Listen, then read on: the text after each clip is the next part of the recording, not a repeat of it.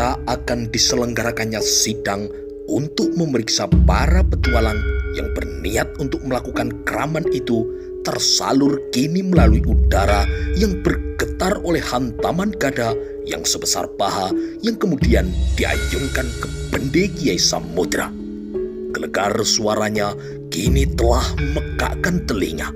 Apalagi suara bende itu masih disusul dengan suara genderang yang ditabuh dengan berderap. Ditambah pula paduan suara sangkakala yang kemudian saling melengkapi.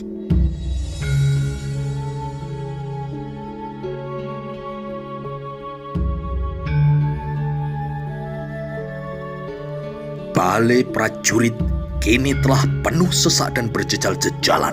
Berita ditangkapnya para petualang yang berangan-angan untuk menjungkalkan Majapahit dan berniat mendirikan negara baru menggunakan lambang buah mojo yang dibelit ular kini telah menyebar kemana-mana. Berita itu juga mengisap orang-orang yang bekerja di Ontowulan. Semua orang kini berdatangan untuk melihat siapa sebenarnya orang yang bertanggung jawab terhadap pembunuhan-pembunuhan yang beruntun yang terjadi bersamaan dengan waktu mangkatnya Sang Prabu Jayanegara. Gagak Bongol yang memimpin kegiatan di Ontowulan kemudian juga ikut terpancing rasa ingin tahunya dengan hadir pula ia di balai prajurit. Ia kemudian ikut berdiri berdesak-desaan dengan penonton yang lain. Bahkan berita yang sampai pula ke telinga Ibu Ratu Raja Patni Biksuni Gayatri juga mengusik dan memancingnya untuk datang ke balai prajurit. Dengan pengawalan yang sangat ketat, Ibu Ratu datang dengan ditandu. Bahkan beliau telah datang lebih dulu dari rombongan Patih Daha Gajah Mada yang kemudian disusul sejenak kemudian oleh Mahapatih Arya Tada yang datang dengan berjalan kaki tanpa pengawalan siapapun. Arya Tadah menempatkan diri duduk di sebuah kursi yang kemudian disiapkan dengan tergesa-gesa oleh seorang prajurit. Sementara untuk Ibu Ratu telah disiapkan dampar khusus dengan dipagari beberapa orang prajurit yang bersenjatakan lengkap. Sementara itu, Raden Kudamerta yang tergoda oleh rasa ingin tahunya kemudian berdiri di antara para prajurit Bayangkara yang kini duduk berkelompok. Bahkan beberapa orang di antaranya masih dengan wajah yang dihitamkan jelaga. Jelaga yang dilulurkan pada wajah itu bahkan dirasa menggugah semangat mereka. Para Bayangkara kini merasa lebih sangar dan gagah dengan wujud yang seperti itu. Meskipun sebenarnya orang-orang dari Karangwatulah pemilik penampilan itu. Melihat Raden Kudamerta serasa tidak lengkap karena ia tidak melihat istrinya. Meskipun telah dicari kemanapun, tidak terlihat wajah dari Sekar Kedaton Istana Giri. Semua orang lalu menduga apa yang sedang berlangsung di balai prajurit itu mungkin tidak menarik perhatian dari Dyah Wiyat. Berbeda dengan kehadiran dari Sri Gitarya yang kini berdiri bersebelahan dengan suaminya.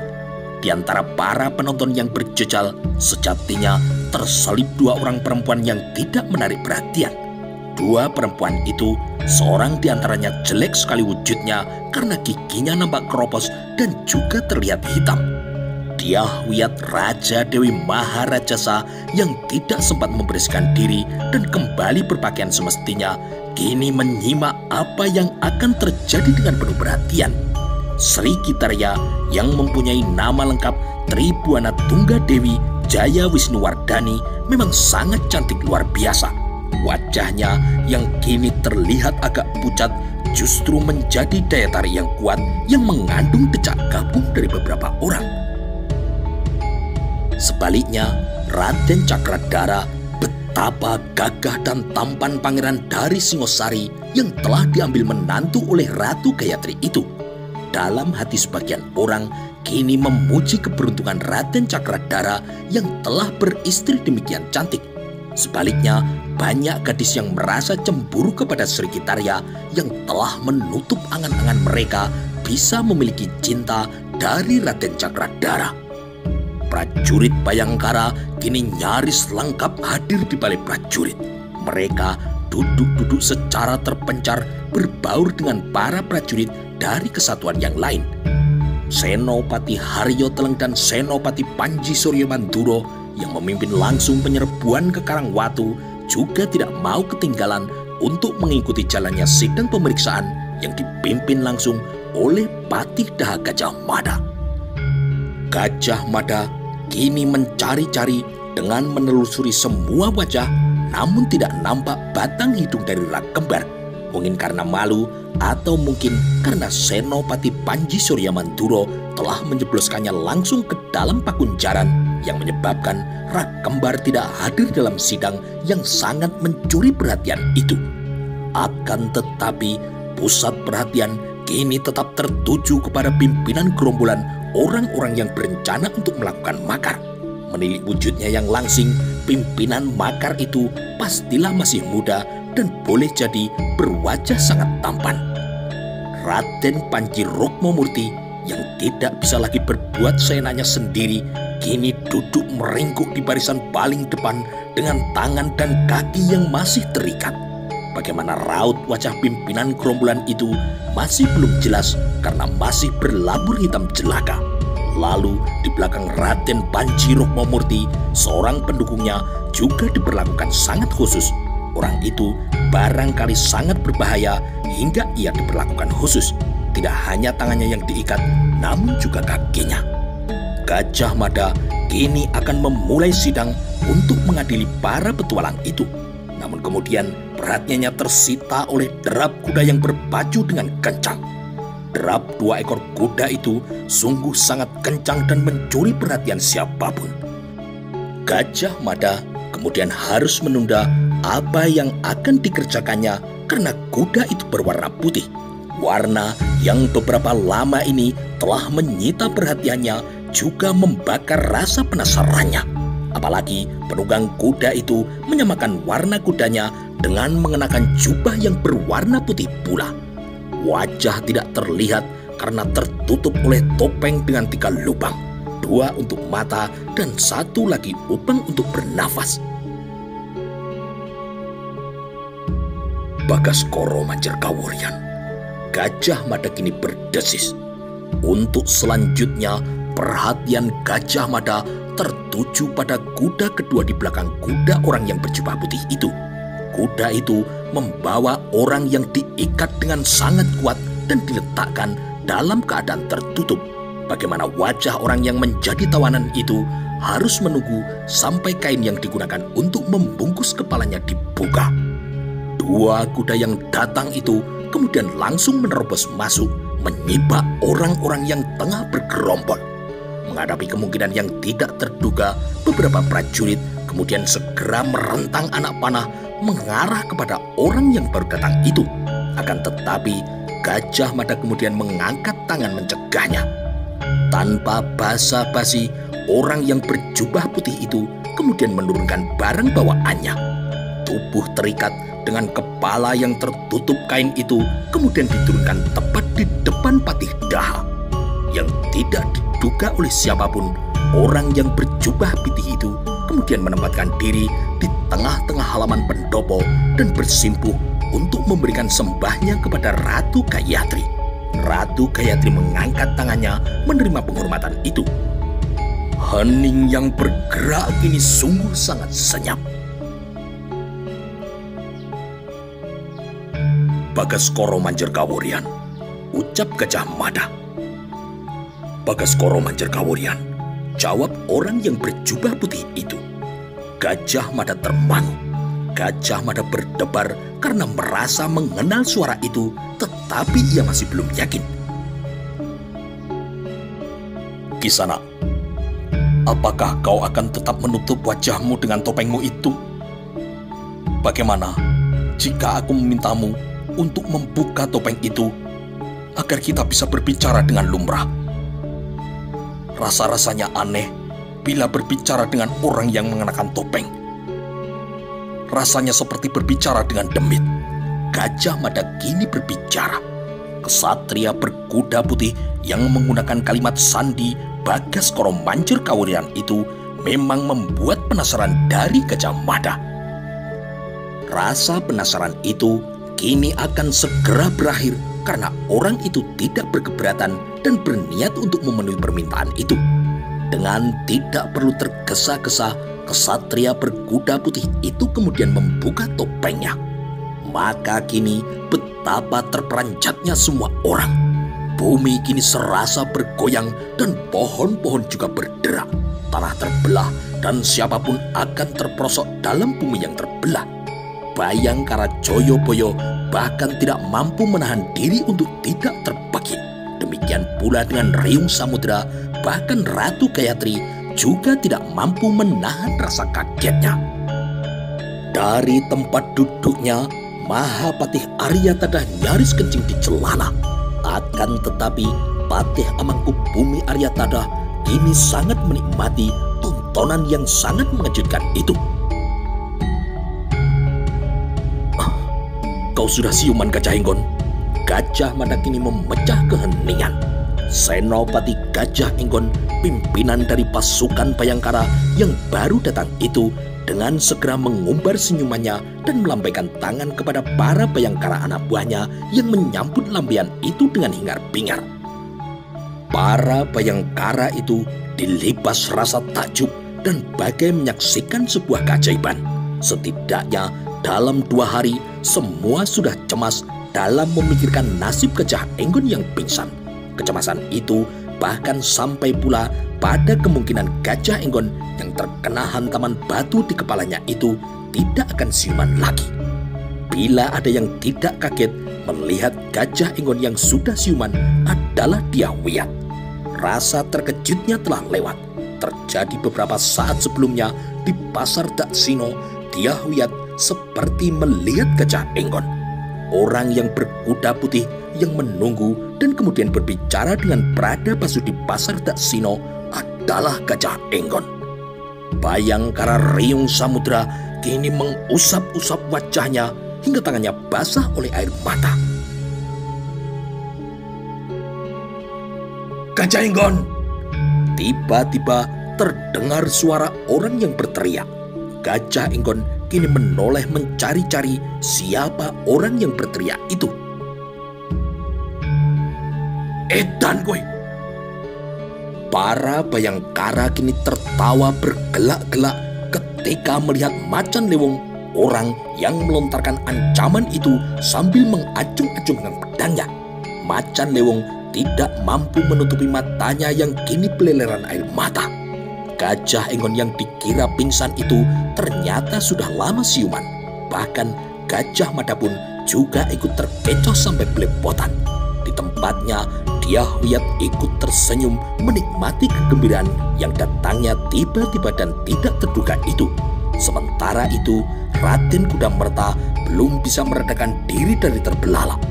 Dari tempatnya berdiri, Raden Cakradara kini memegang tangan istrinya semakin kuat. Waktulah yang kemudian melarutkan keadaan itu. Jadi kau yang telah membunuh Ajar Langsa? Bertanya kini Gajah Mada. Benar Kakang, kubunuh Ajar Langsa karena ia berencana untuk membunuhku dengan menggunakan racun. Ajar Langsa akan melakukan itu atas kehendak dari Rakembar. Gajah Mada kini semakin memperlebar senyumnya. Gajah Mada benar-benar merasa senang melihat kehadiran dari Gajah Enggon yang telah kembali ke kancah pengabdian pada bangsa dan negaranya. Di tempatnya berdiri, Gagak Pongol yang memegang tangan sang Prajaka kini melambaikan tangannya. Patih Daha Gajah Mada kemudian mengalihkan perhatiannya pada onggokan orang yang dibawa oleh Gajah Enggon. Gajah Enggon kemudian bergegas mendahului membuka kain yang kini menutup wajah orang itu dan menghadapkan wajahnya kepada Gajah Mada. Boleh jadi Gajah Mada kini terkejut. Namun ada seorang di antara yang hadir itu yang kini lebih terkejut. Orang itu adalah Raden Kudamerta. Ia kini benar-benar terperanjat.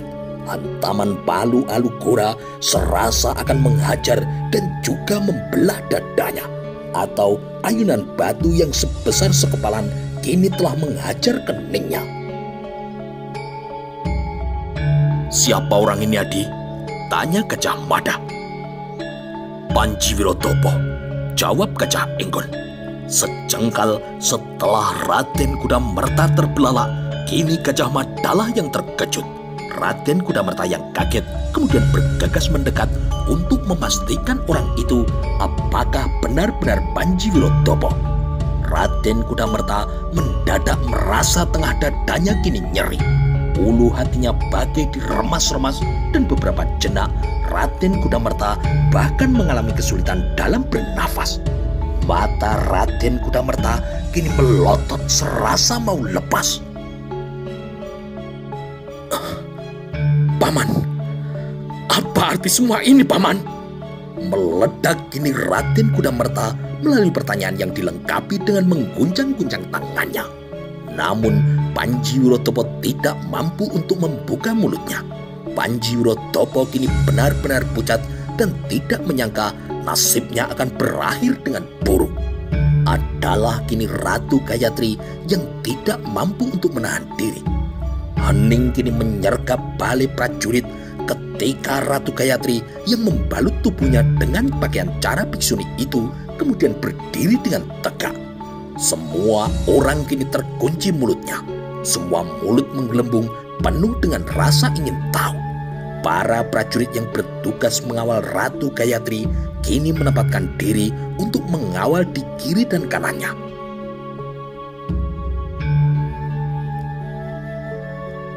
Jadi, orang ini adalah Panji Wirotopo yang telah dikabarkan mati terbunuh? Tanya Ratu Gayatri. Gajah Enggon kini menyembah. Hamba Gusti, orang ini menggunakan nama Panji Wirotopo, yang mana itu bukanlah nama sebenarnya. Karena di balik nama Panji Wirotopo ada nama Bromo Rahbumi yang telah lenyap lebih dari 10 tahun lamanya, bersamaan dengan matinya Mahapati yang dihukum. Panji Wirotopo juga menggunakan nama lain, yaitu Rangsang Kemuda. Inilah orangnya dalang dari semua kekacauan ini.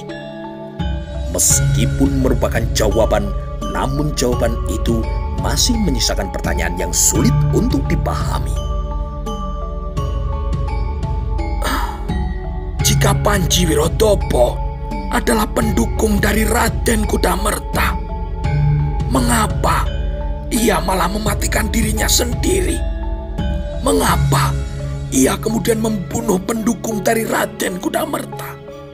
Bahkan ia juga berencana untuk membunuh Raden Kudamerta melalui lemparan pisau itu. Kali ini Mahapati Aryatada yang bangkit memecah keheningan. Pertanyaan Mahapati Amangkubumi Aryatada itulah sebenarnya yang akan dilontarkan oleh Raden Kudamerta. Sungguh ulah pamannya itu tidak bisa dinalar dan sulit diterima akal. Raden Kudamerta meraba dada kirinya yang kini masih terasa nyeri. Kenapa, Paman? Kenapa Paman melakukan semua itu? Kenapa Paman bahkan merencanakan pembunuhan atas diriku? Untuk apa Paman lakukan semua itu? Panji Wirotopo tidak menjawab dan tidak berniat untuk menjawab. Adalah Raden Cakradara yang berdiri bersebelahan dengan istrinya kini merasa ulu hatinya nyeri sekali. Kini terbukti bukan pamannya yang bertanggung jawab atas pembunuhan-pembunuhan itu. Meskipun Pakring Suramurda memang menyimpan rencana yang jahat, agaknya semua rencana itu belum sempat dilaksanakan. Nasib buruk justru malah menimpa Pakring Suramurda. Malam sebelumnya ia mati dihajar oleh anak panah. Siapakah orang yang telah melepas anak panah itu? Sangat terganggu oleh pertanyaan itu, Raden Cakradara kemudian melekas genggaman tangan istrinya dan bergerak maju ke depan untuk bisa melihat lebih dekat wujud dari penjahat yang merupakan tangan kanan dari Ramapati. Kau bisa menjelaskannya, Gajah Enggon? Tanya Gajah Mada. Akan aku wakili Panji Wirotopo untuk menjawab pertanyaan itu, Kakang. Gajah Enggon kini menjawab. Apa yang dilakukan oleh Panji Wirotopo adalah sebuah fitnah untuk merusak nama dari Raden Cakradara. Satu persatu orang-orang dari Raden Kudamerta dibunuh. Orang pertama yang dimatikan adalah dirinya sendiri. Panji Wirotopo mati adalah rekayasa dengan mengorbankan orang lain.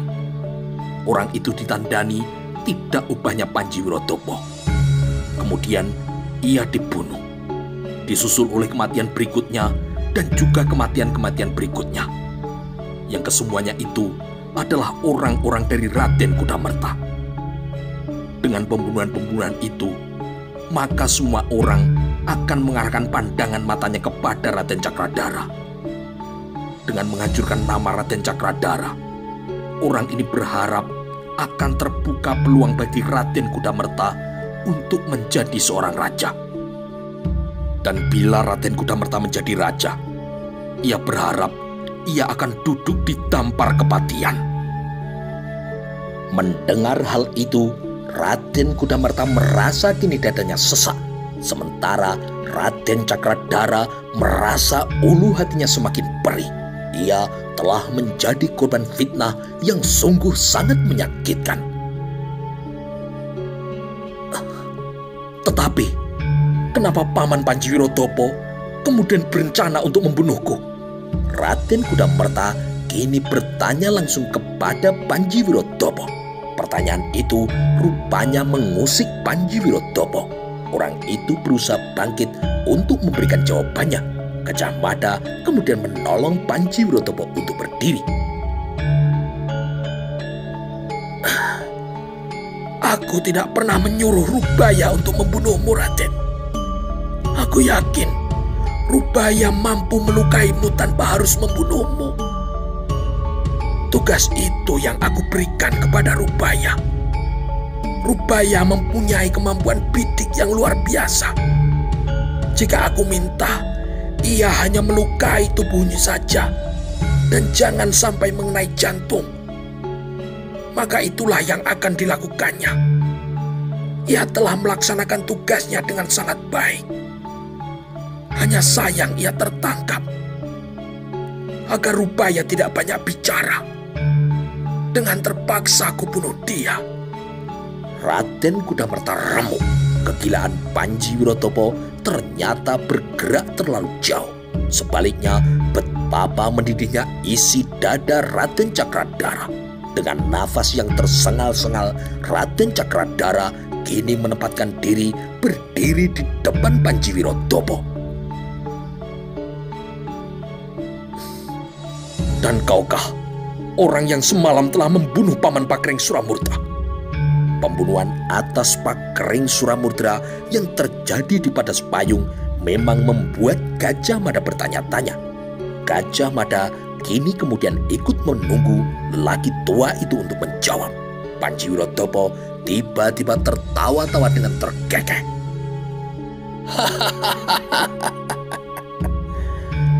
Apa bedanya antara aku, Panji Wirotopo, dengan pamanmu Pakering Suramurta, Raden?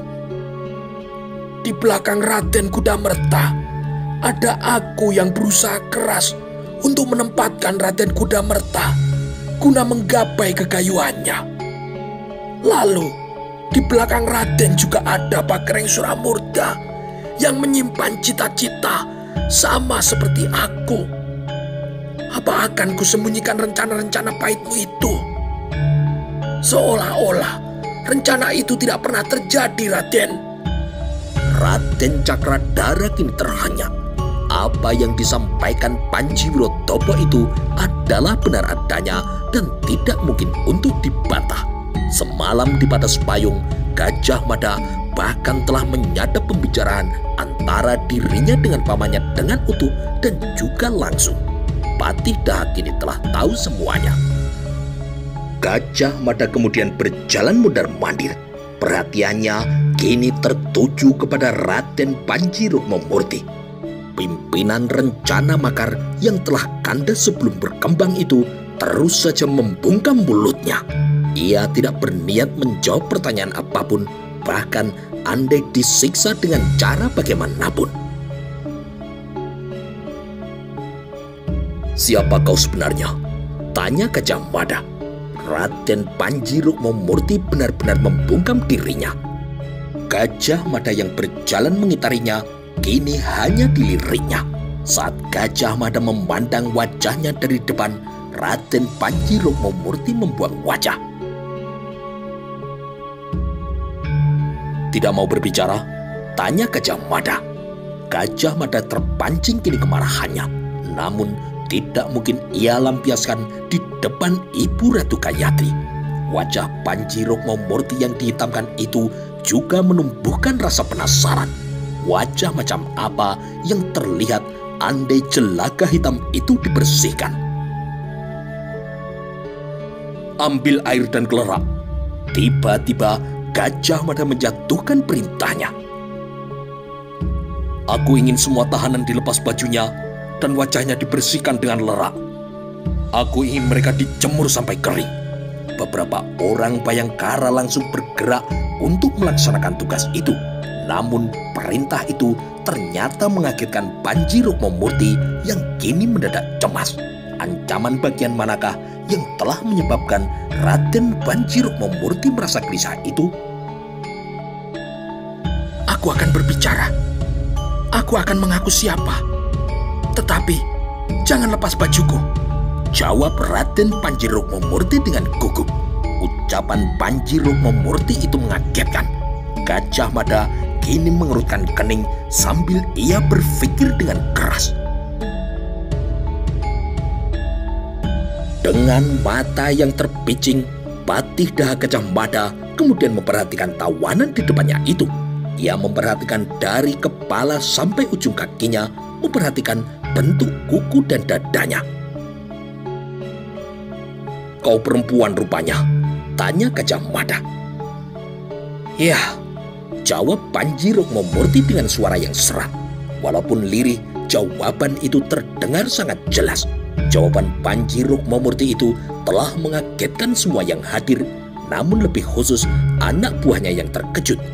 Orang-orang yang selama ini menghimpun diri di Karangwatu itu menduga Raden Panji Rukmamurti adalah seorang laki-laki. Apalagi suara yang dimilikinya juga bernada rendah seperti umumnya suara lelaki. "Ternyata perempuan," desis orang yang duduk di sebelah Mandrawa. Mandrawa kini berusaha meronta, namun ia tidak mampu. Makin kuat Mandrawa bergerak, tali itu akan semakin kuat dalam meringkusnya. Karena diperlakukan berbeda dengan sendirinya, Mandrawa kini mencuri perhatian. "Siapa kau sebenarnya?" "Aku Nyai Tanca," jawab Panji Rukmamurti. Hening yang sudah pekat kini bertambah dengan sangat kental. Kaget kini kembali menyengat semua yang ada. Gajah Mada yang sama sekali tidak memiliki gambaran awal sampai kini ia geleng-geleng kepala. Tidak secuil pun Gajah Mada menduga orang yang menjadi roh dari gerombolan itu ternyata adalah Nyai Tanca. Gajah Mada merasa telah melupakan sebuah hal yang sangat penting, bahwa Nyai Tanca pasti amat mendalami angan-angan dan juga gagasan dari suaminya. Bahkan ia mewarisi kemampuan yang dimiliki oleh Ratanca.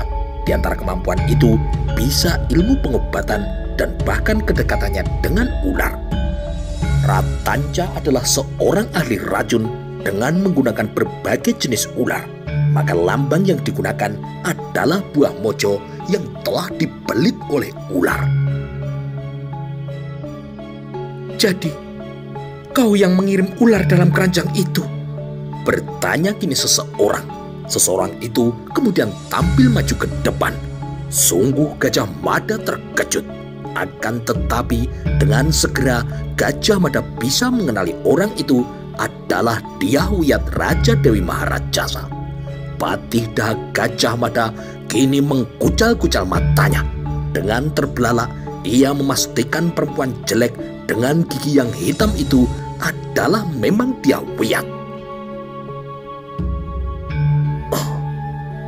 Dia Wiyat sedang bermain apa ini? Gajah Mada kini mengeluh dalam hatinya. Ratu Gayatri kini terperangah.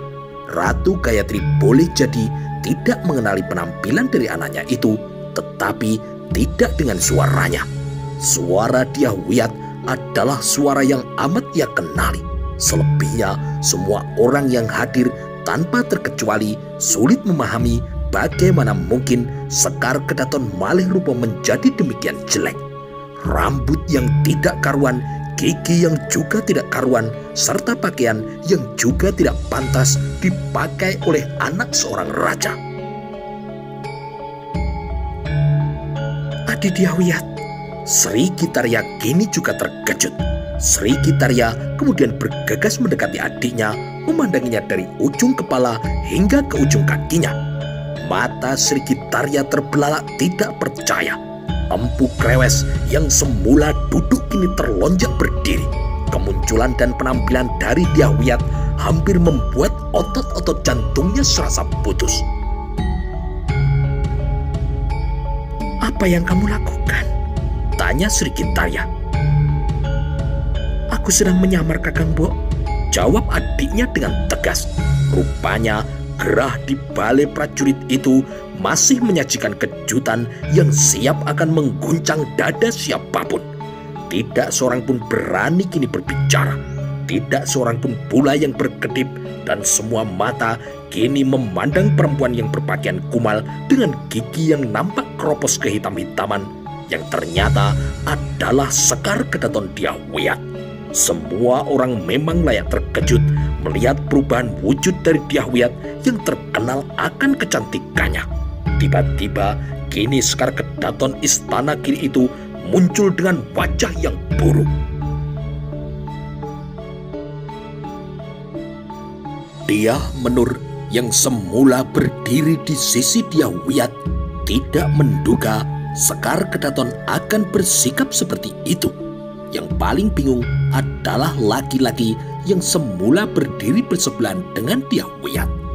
Orang itu kini kaget dan nyaris tidak percaya orang yang semula ia remehkan ternyata adalah seorang Sekar Kedaton. Dia Wiyat kemudian segera memberi penjelasan tentang apa yang dilakukannya itu adalah dalam niat untuk menyamar.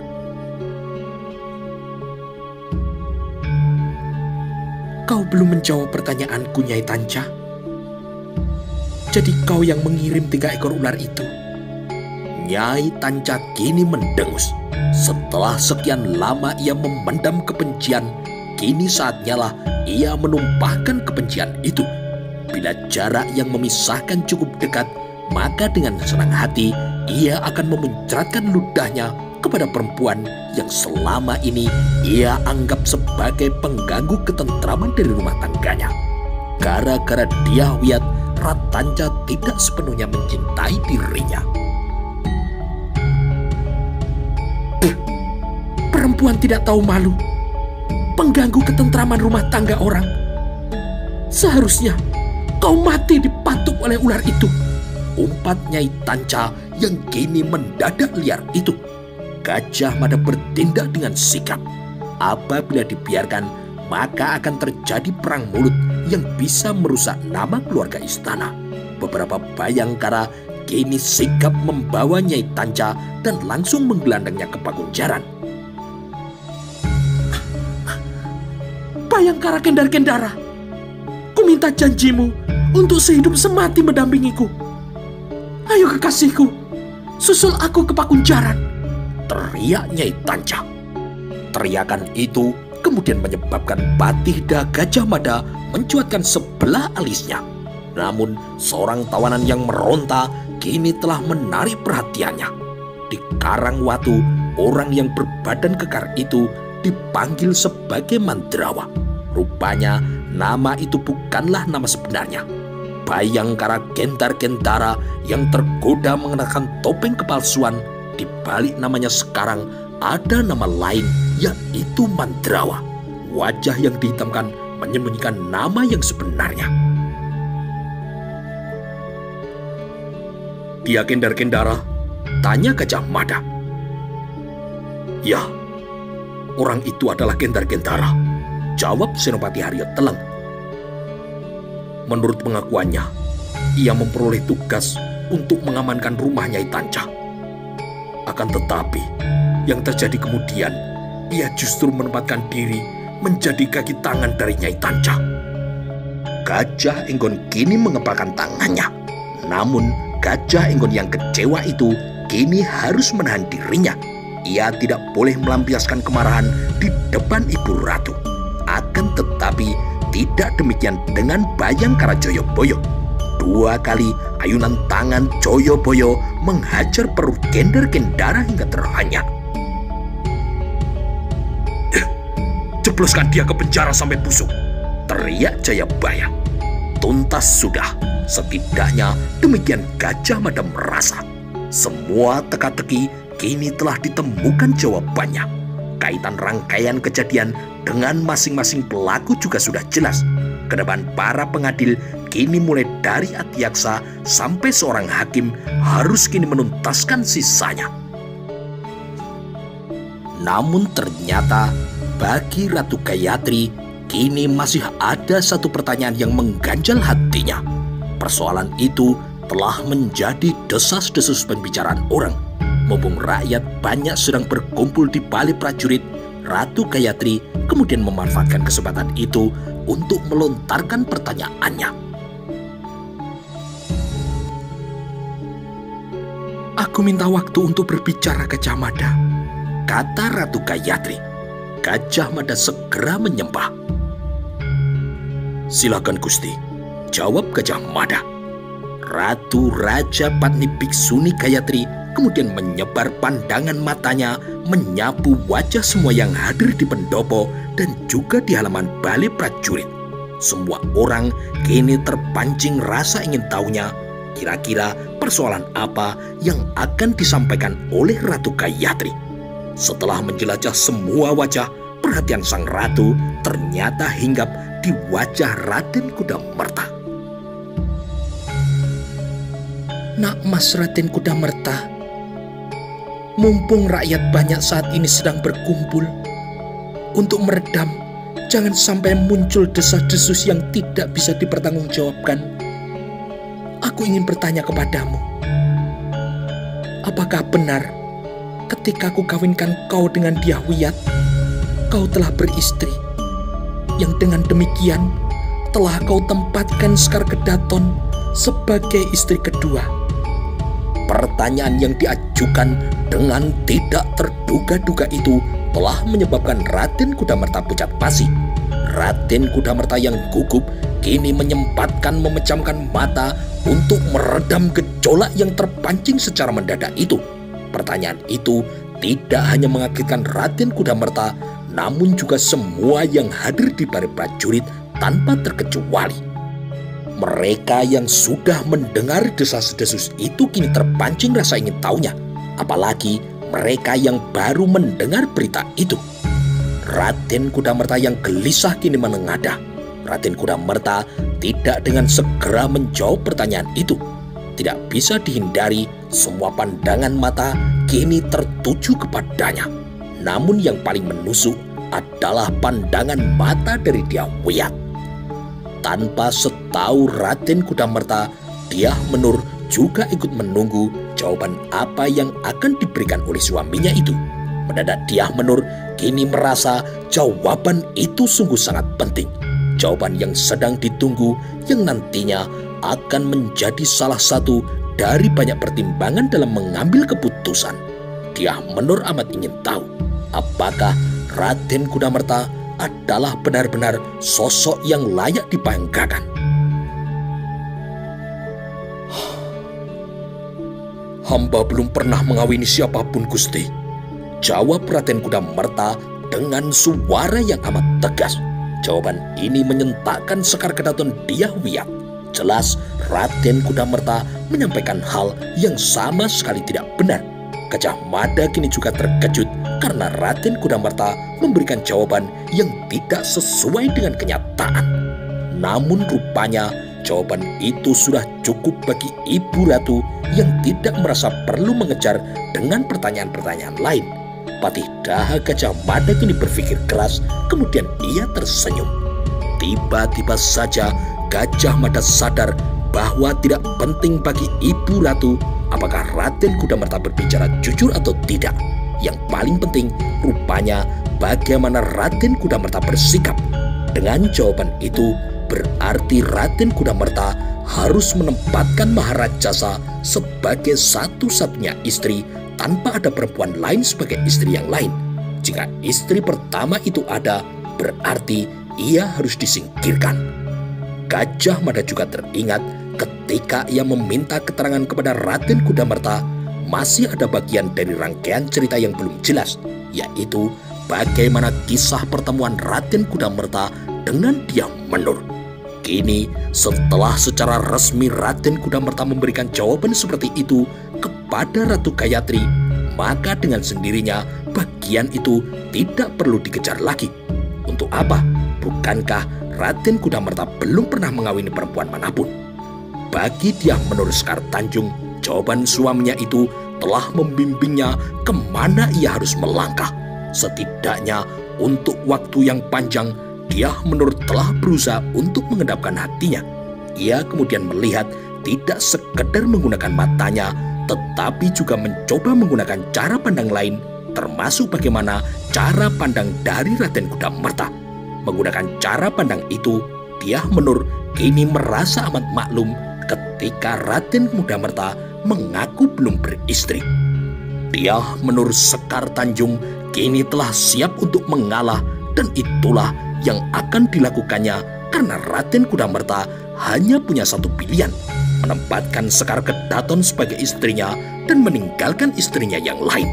Artinya itu sama halnya dengan tidak mungkin menempatkan nama Dyah Menur Sekar Tanjung sebagai istri pertamanya. Bahkan Raden Kudamerta harus menganggap nama Dyah Menur Hartiningsih tidak pernah ada. Dyah Wiyat yang membalikkan badan kini kebingungan. Kemanapun ia mencari, bayangan dari Sekar Tanjung tidak pernah ditemukan.